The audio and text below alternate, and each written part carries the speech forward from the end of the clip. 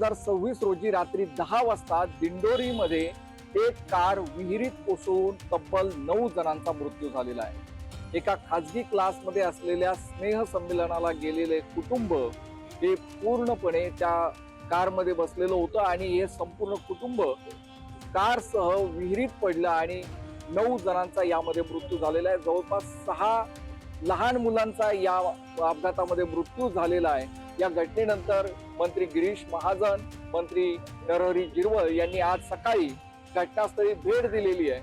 नेमका काय अपघात होता आणि हा अपघात कसा झाला तेच या व्हिडिओमधून आपण जाणून घेणार आहोत। नमस्कार, मी उन्मेष खंडाळे, आपण पाहताय माय महानगर लाईव्ह।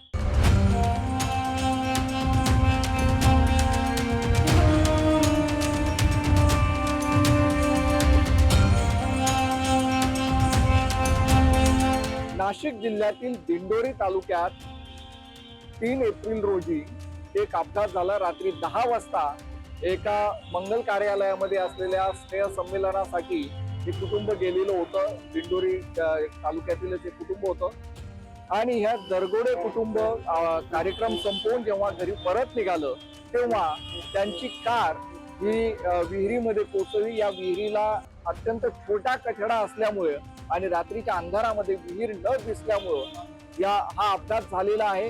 यामध्ये कार विहिरीत कोसळली आणि कारमध्ये असलेले दरगोडे कुटुंबातील 9 जणांचा मृत्यू झालेला आहे। स्नेह संमेलनाचा कार्यक्रम संपल्यानंतर सुनील दत्तात्रय दरगोडे 35 वर्षांचे, त्यानंतर रेश्मा सुनील दरगोडे या 33 वर्षांच्या, त्यांच्यासह राखी, आशा, माधुरी, श्रावणी, सृष्टी, श्रेयस आणि समृद्धी हे सर्व घरी जाण्यास निघालेले होते। कार्यक्रम स्थळापासून काही अंतरावरच असलेल्या विहिरीमध्ये त्यांची कार कोसळली।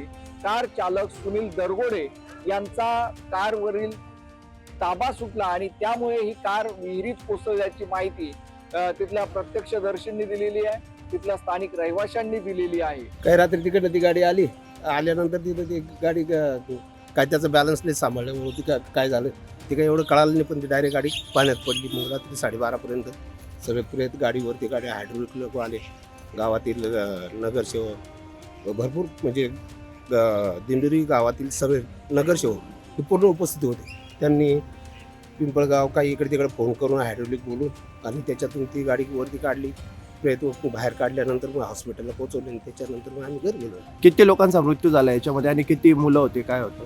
मुलं कोणी किती सांगते त्याचा अंदाज नाही कळू राहिला, पण सगळे 9 लोक होते एवढा अंदाज येऊ राहिला। कार विहिरीत कोसळल्याच्या आवाजाने स्थानिक आणि त्या कार्यक्रम स्थळावरूनही अनेक जण त्या विहिरीच्या दिशेने धावत आले आणि त्यांनी कारला बाहेर काढण्याचा प्रयत्न केला। लागलीच त्यांनी अग्निशमन दल, त्यानंतर NDRF तसेच पोलिसांना या घटनेची माहिती दिली आणि सर्वजण हे लवकरात लवकर त्या घटनास्थळी पोहोचले आणि कार काढण्याचा प्रयत्न सुरू झाला। मात्र त्याआधी स्थानिकांनी मदत कार्य सुरू केलेलं होतं। मात्र रात्रीचा अंधार आणि खोल विहीर यामुळे कार काढण्यास बऱ्याच अडचणी आल्या आणि जेव्हा कार बाहेर काढण्यात आली तेव्हा त्या कार मधील 9 जणांचा दुर्दैवी मृत्यू झालेला होता। आपत्ती व्यवस्थापनाचं पथक, क्रेन यांच्या मदतीनं कार बाहेर काढण्यात आली। आज सकाळी मंत्री गिरीश महाजन आणि मंत्री नरहरी झिरवळ यांनी घटनास्थळी भेट दिली। राज्य शासनाने या अपघातातील मृतांच्या नातेवाईकांना 5 लाख रुपयांची मदत जाहीर केलेली आहे। नरहरी झिरवळ जेव्हा या घटनास्थळी पोहोचले, विहिरीजवळ पोहोचले, तेव्हा स्थानिकांनी त्यांच्यावरती प्रश्नांची सरबत्ती केलेली होती। आज एवढे एकाच कुटुंबामध्ये याला शासन शाळा सुद्धा जबाबदार आहे। शाळेला सुद्धा आपण जर एवढे मोठा कार्यक्रम आपण करतो, आजूबाजूला काय हानी होणार याच्यासाठी काय देणं उपाय करायला लागत असतो। अहो शाळा नाही, ते खाजगी क्लासचं ते पण जबाबदार आहे, ते जबाबदार आहे ना, खाजगी जरी असले ते जबाबदार आहे।